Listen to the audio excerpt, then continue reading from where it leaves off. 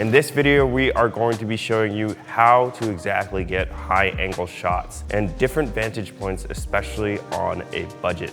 Now, this is something that I've developed over time, and this is nothing new. A lot of people have been doing this, but it's the classic ladder shot. And I'm gonna show you exactly how I do it, how to do it safely, and how to do it with minimal equipment.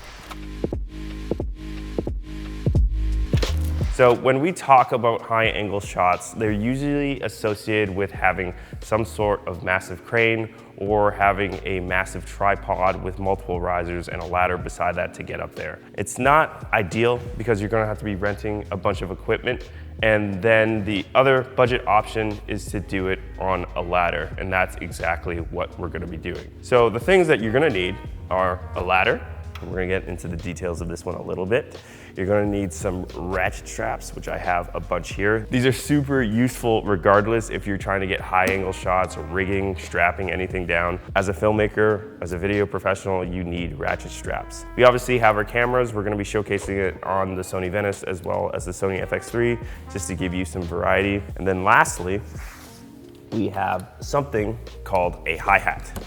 And a hi-hat is just a baby tripod. And I have multiple ones of these. This is my 75mm version with a 75mm bowl. And this is one of my first tripod heads I ever had. This was a Manfrotto, and this lives on here because usually with these shots, I'm not doing any pans or tilts. It's usually static. But if I need to do any camera movement on a rig like that specifically, I will move up to something a little bit more beefy, which is going to be this guy right here, which is just a Mitchell style of hi-hat. Now you can get hi-hats, low hats. There is a bunch of different equipment out here, and these ones are relatively cheap. They're made by Pro-Aim. And then usually I have this on an O'Connor head or even a bowl adapter with a bigger tripod if I'm trying to do some specific camera movement specifically, especially on a camera like this. And then there's one thing that I actually forgot that you'll need is some sort of cribbing, which is going to be, in our case, Apple boxes. Now, these are Apple boxes that I made a long time ago. I know it's a different logo, but I have a full, half, quarter, and pancake, and these are very useful, especially if you're trying to build a sturdy base on a ladder of this style. So let's build it out. The ladder we're gonna be using is a adjustable featherlight ladder. And these are great because you can work on them down here and then adjust it to go to any height that you need. The first thing that I'm gonna say is I'm not an expert when it comes to this stuff, so when you're doing it on yourself, safety is the most important thing, and ladders can be very dangerous. So the two style of ladders that you're gonna be working with are one like this, where you have almost like a closed off top here, and then another one would be like this example here. We obviously have this large ladder that we use for the studio, but this is the same concept right here, where you just have a base like this. And usually this is a lot of what you're associated with when you're renting ladders on big trucks or even at your local rental house. They'll just have 7-foot, 6-foot, 8-foot, 10-foot ladders that have that flat top. But if you're looking to get this shot consistently and it shows up in your work all the time, before we bought this ladder, my parents had the same version of ladder. It was called the Little Giant ladder. That's what I use for all the high angle shots. So just invest in a ladder if you're gonna be using it, because it is a very useful tool. And this packs up nicely and it fits in my car. So this goes all the way up to 13 feet, which is pretty high, you guys are gonna see. Okay, so the first thing that you're gonna wanna do, and I made this mistake and we already set up everything up and then we had to tear it down, is you're gonna wanna go up on the first step. So the way that these ladders adjust is that these things will flip up. That. Then we're gonna just wanna extend it one up. That's good to go. And that's good to go. The reason I did that because I'd be strapping this down on this rung and then we wouldn't be able to go anywhere. So now we're going to start adding all our things, which is first is going to be our Apple box. Luckily that just fits in there perfectly. Next, we're gonna put on our hi-hat, and I recommend that you do this with 2 people. One of them would be, like myself, be working up here like that, and then somebody would be passing the stuff on the other side. And then finally, we're gonna use our ratchet strap. So there are 2 styles of ratchet straps that you can use, and we have a bunch in our kit. So there's the classic ones, which are super annoying to use, but I picked up these ratcheting ones. Sorry, not ratcheting, retracting ratchet straps from Princess Auto. So Harbor Freight, any local hardware store has these, or even probably if you look at them on Amazon. And what I'm looking to do is that these are really good for like rigging and pulling down things, but I wouldn't necessarily use this for a car rig because it's so beefy, but they're just nice to have in your kit. So I'm gonna extend this out a bit. I'm going to run this through the middle of my hi-hat and put this down here. Still want the metal contacting with a bunch of different stuff, so I need more. You can see how this would be very useful with two people. And then I'm just gonna center everything up, and then I'm gonna give myself a little bit more slack and lock these two in just for another safety precaution. I want the metal to be on a flat surface rather than between a corner or something like that. And then this just gives me a bunch of leverage to really lock this in, because I don't want this going anywhere. So the main thing that I'm looking for is that everything shakes when I shake this, and that this isn't sliding off or anything like that. For safety, I would use two. I just don't have two of the ratcheting ones. I don't know where it is. So we could unravel one of those, but just for this video's sake, we're just gonna use one and we're good to go. So if I were to walk up here, I can level my tripod head, and then we can move in to get our high angle. So what I'm gonna do is I'm going to move it over there, and then we are just gonna film our podcast setup with this high angle, and then I'm gonna showcase what a wide lens does and what a tight lens does, especially when you're trying to get your wide angle. If you're a cinematographer losing jobs or getting underpaid, it's probably not your gear, it's your prep. Directors and clients can feel when you're not ready or prepared for the day. Clients notice when your plan is weak, and that's exactly why they don't trust you with bigger budgets and bigger projects. The Pre-Production Playbook fixes that. It's a complete system to help you prep like a pro, lead the set with confidence, and finally command the rates that you deserve. We're talking shot lists, look decks, lighting plans, crew strategy, all the stuff that pro-level shooters and cinematographers bring to set that separates them from just a camera guy. If you're tired of being stuck in the 1 to 2K zone, click the top line in the description, grab the playbook, and turn your prep into profit.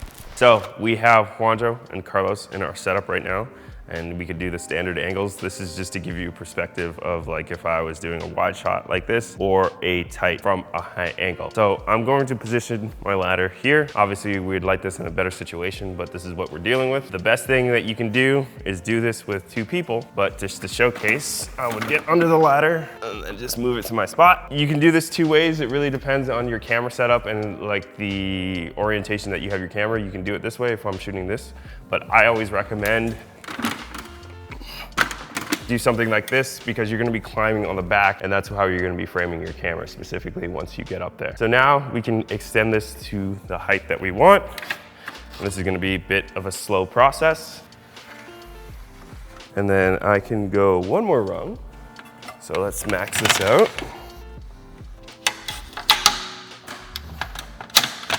And then go one last rung on this guy.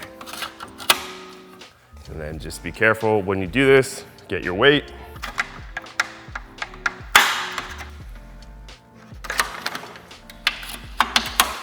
And then you're good to go. And you can see how high we can get the camera. So with a Sony FX3, this is gonna be really easy. I'm just gonna walk up the ladder and I'll be good.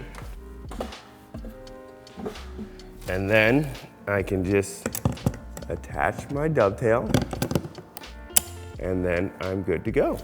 And then because we already leveled when we were on the ground level, we're pretty much good to go because I don't want to go up another step, so that's when I'd start to feel uncomfortable. So whenever you're on a ladder, always have 3 points of contact. So when I'm operating the camera, I always just have something cradling here, or even physically on the tripod itself, and I know that this is not going anywhere. So if I'm at right now a 24, and then Carlos and Juanjo, you guys are just talking amongst yourself, you can see how this gives you a different vantage point, especially if you're trying to go something a little bit more commercial and use these high angle shots. But if I want to do a different shot and I just want to peek through a doorway or something like that, it gives you really good opportunity to play with different lenses.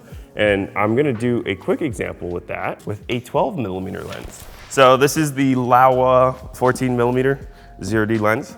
And I love to use 14 mils as well as 12 mils, especially on these high angle shots, just because it gives you such a different perspective. Now, I would usually bring the camera down, put it on the cart, put it on a tripod, do a lens change and everything like that. But if my AC is down here and then I'm up there, I usually do lens swaps up there. You have to do whatever that you feel the most comfortable with. And I'm very comfortable on a ladder, so I have no problem doing this, but I do not recommend this for anybody. So I'm just gonna put my lens in here. And we're locked in. Let's see what this looks like as we're rolling. And this is what I generally would use a wide angle lens for. And then maybe I would frame the podcast on the left third. And then Wanjo, let's do some blocking here. I'm gonna have you walk from that door. So this would be fantastic for a wide establishing shot. And it gives you that bird's eye view. And this is what I love to do with my work specifically. But if I wanted to frame even something a little bit more, even more interesting, which I see a lot of people do, is that you could frame a conversation if somebody was up there in the mezzanine right now. So Wanjo, you wanna go up to the mezzanine? So this just gets you a lot to play with. Now, Carlos, you guys have a conversation, like going back and forth. So this is great, again, if you're trying to establish a scene or even just get a cutaway of something to give you the perspective of what's going on. But now we wanna do the opposite of if this scene is still playing out by getting those interactions as well at a different perspective. So I'm gonna switch back to my 24-70. Charlie, you wanna help me? So again, you can see how the 24, you can't really get that information that I really want, especially when I'm trying to do a wide establishing shot. And I only can get that perspective, which works really well for a lot of fashion and as well as a lot of psych work if you're just trying to get that look in a different perspective. But what I can do now is we're gonna run that interaction again, right? So I can get Carlos's coverage like this and it gives me an interesting shot, and then I can go to Wanjo, and then I'd probably shoot this on a tighter lens, or we can just punch it in post. I'd probably shoot this on 100, but I'm just gonna use clear image zoom at the moment. And it frames up Wanjo very well, and obviously this isn't lit, but it gives me a very different perspective when I'm trying to look into a room like that. And then with the context of my wide establishing shot, this gives me a lot. And then if you really want to get a little bit creative with it, you can introduce camera movement into this. So this is a terrible, terrible tripod head. So what you're gonna do is you're going to be like, all right, I'll be down there, and then I'm gonna try and track you all the way down till I hit you at the door. Cool? This is gonna be very hard on this fluid head, so I'm sorry guys, give me a second. But this is when I would use something like an O'Connor, where I would practice takes, I would set up my camera perfectly and everything like that. And action. And his movement allows me to add some camera movement into what I wanna do. And then I'm just timing it right, perfect.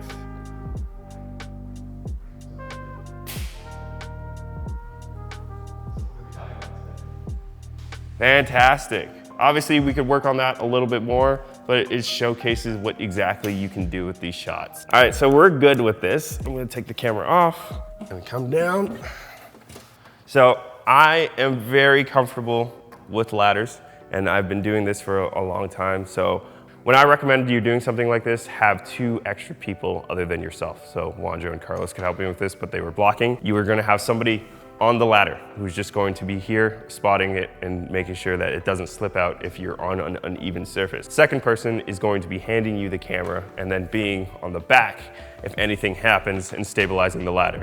Because you saw me when I'm going up on this, especially when it's at the extent position, it does get very rickety, and if you're not comfortable, it's easy to make mistakes. Just take your time, do it with multiple people. I know you saw me do it by myself. I've been doing this for a long time, and also it was just with an FX3. If we were doing this with the Venice, that's a whole different story. That's literally about 10 times the size as well as 10 times the weight, and that can get really dangerous, especially trying to fling something over like that. So usually when I'm doing it with the Venice, especially with a big O'Connor head like that, I usually have a second ladder beside me, and that's somebody passing me the gear so we can do it safely. Or sometimes I have my AC just lifted up to me and I can lift it up on top of the rig itself. So safety is the #1. I just wanted to showcase this shot because we've been getting a lot of questions on how to do it on a budget. There's not a lot of information out there, so we wanted to make this video for you guys. Hope you enjoyed, and I will see you in the next video. And also, if you guys have any questions about specific rigs that you want to see, let us know in the comments below because we would love to hear about it.